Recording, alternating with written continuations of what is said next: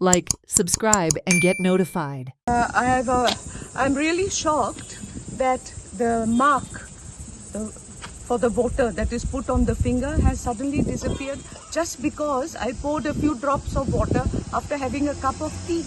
Now, if this is going to happen with all the other voters, how are we going to ensure that the voting is done on principles? Okay, anybody may wash the finger with soap and come back to vote.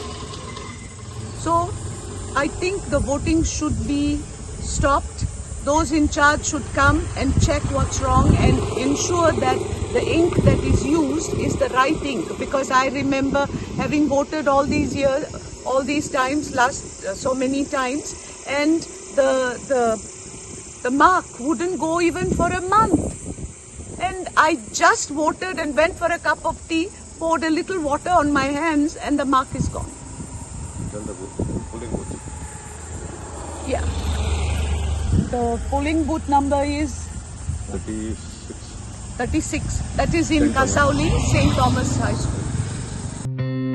Watch on Herald TV.